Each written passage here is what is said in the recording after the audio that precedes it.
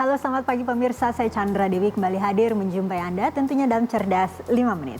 Pagi ini kita akan membicarakan seputar bagaimana pengajuan klaim dalam asuransi penyakit kritis. Bersama saya saat ini saya telah terhubung bersama Dr. Johannes Sebastian Edwin, Head of Claims dari Manulife Indonesia. Selamat pagi Dr. Edwin. Selamat pagi Mbak Andra. Dr. Edwin, ini ada pertanyaan dari sosial media kita yaitu atas nama Amanda. Rawannya penyakit kritis akhir-akhir ini membuat saya terpikir untuk memiliki asuransi penyakit kritis. Namun, saya belum paham seperti apa aturannya dan apakah klaimnya nantinya akan cukup mudah.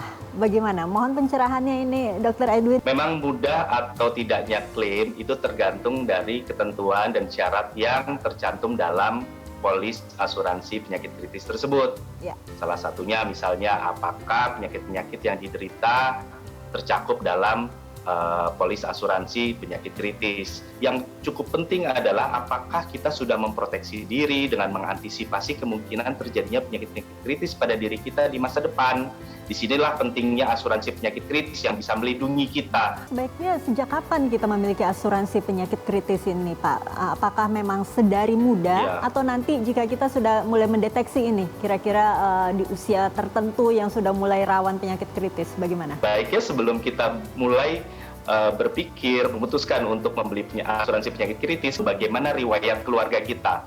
Apakah ada anggota keluarga yang memang sudah memiliki penyakit-penyakit berat seperti stroke, jantung, kanker, atau cancer, dan sebagainya.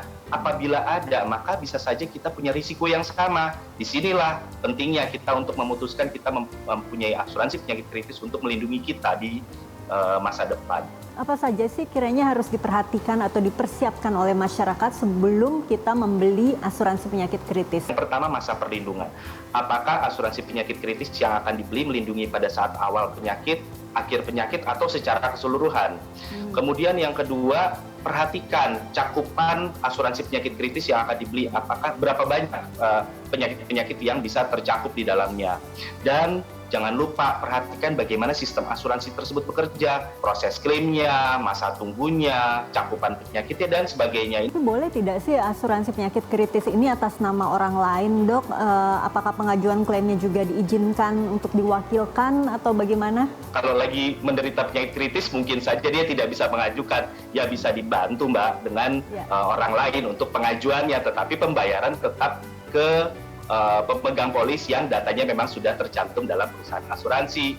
Nah, seperti yang sudah saya sampaikan, jangan lupa dan tetap cermat untuk mempelajari bagaimana sistem asuransi bekerja, pengajuan klaimnya, kemudian proses klaimnya, penyakit yang tercakup, dan mungkin ada masa-masa tunggu yang harus diperhatikan.